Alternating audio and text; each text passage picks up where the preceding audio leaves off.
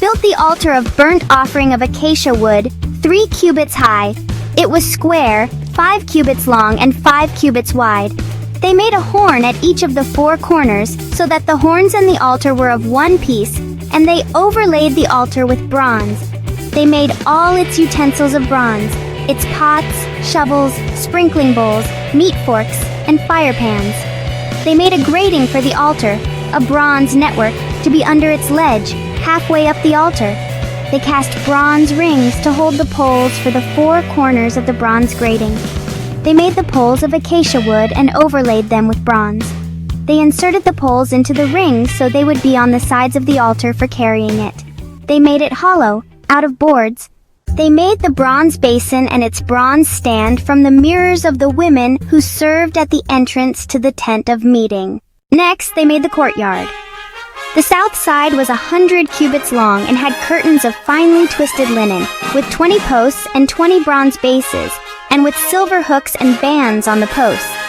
The north side was also 100 cubits long and had 20 posts and 20 bronze bases with silver hooks and bands on the posts. The west end was 50 cubits wide and had curtains, with 10 posts and 10 bases, with silver hooks and bands on the posts. The east end, toward the sunrise, was also 50 cubits wide.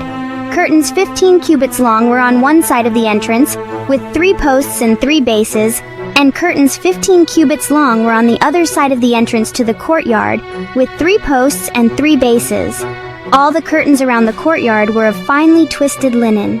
The bases for the posts were bronze. The hooks and bands on the posts were silver, and their tops were overlaid with silver, so all the posts of the courtyard had silver bands. The curtain for the entrance to the courtyard was made of blue, purple, and scarlet yarn and finely twisted linen, the work of an embroiderer. It was 20 cubits long, and like the curtains of the courtyard, 5 cubits high, with 4 posts and 4 bronze bases. Their hooks and bands were silver, and their tops were overlaid with silver. All the tent pegs of the tabernacle and of the surrounding courtyard were bronze.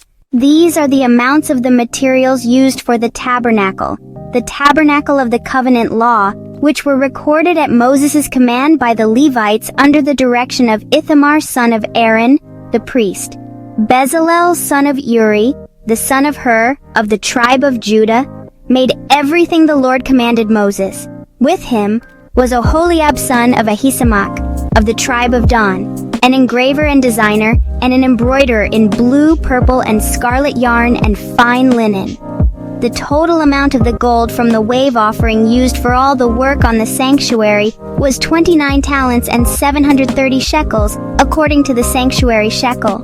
The silver obtained from those of the community who were counted in the census was 100 talents and 1,775 shekels, according to the sanctuary shekel, 1 beka per person, that is, half a shekel, according to the sanctuary shekel, from everyone who had crossed over to those counted, 20 years old or more, a total of 603,550 men. The 100 talents of silver were used to cast the bases for the sanctuary and for the curtain.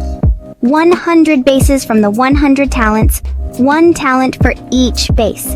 They used the 1,775 shekels to make the hooks for the posts, to overlay the tops of the posts, and to make their bands. The bronze from the wave offering was 70 talents and 2,400 shekels.